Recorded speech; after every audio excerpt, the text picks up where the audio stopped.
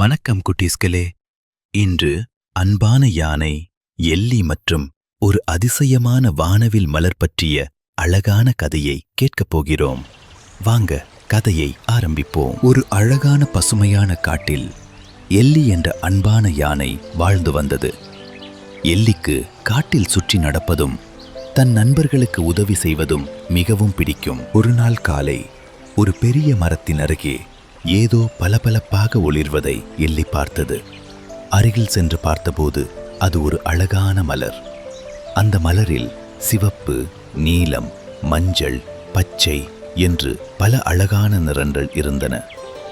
ஆஹா, இப்படி ஒரு மலரை நான் இதுவரை பார்த்ததே இல்ல. சிறிது நேரத்தில் எல்லியின் நண்பர்களும் அந்த மலரை பார்க்க வந்தார்கள். ரிக்கி என்ற முயல் துள்ளிக் கொண்டு வந்தது. மிமி என்ற குரங்கு மரத்திலிருந்து கீழே இறங்கியது. டோபி என்ற ஆமை மெதுவாக நடந்து வந்தது. அனைவருக்கும் அந்த வானவில் மலர் மிகவும் பிடித்தது. இந்த மலர் எனக்குத்தான் வேண்டும் என்று ரிக்கி சொன்னது. இல்லை, நான் தான் முதலில் பார்த்தேன் என்று மிமி சொன்னது. அவர்கள் ஒருவருக்கொருவர் சண்டை போட ஆரம்பித்தார்கள். அப்போது வானவில் மலரின் அழகான நிறங்கள் மெதுவாக மங்க ஆரம்பித்தன. அதன் ஒளியும் குறைந்து கொண்டே போனது. எல்லி மலரை பார்த்து மெதுவாகச் சொன்னது, இந்த மலர் ஒரு மந்திர மலராக இருக்கலாம்.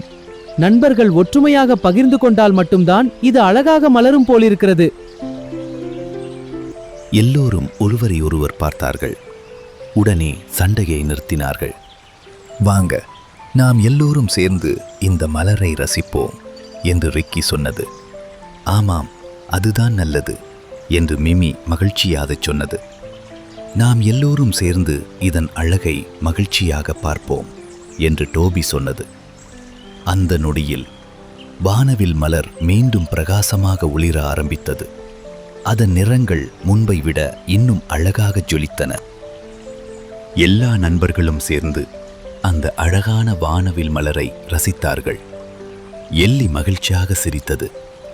மீண்டும் அந்த காடு முழுவதும் அமைதியும் மகிழ்ச்சியும் நிறைந்தது. நண்பர்களுடன் பகிர்ந்து கொண்டால் மகிழ்ச்சி பல மடங்கு அதிகமாகும். Fairy Talus.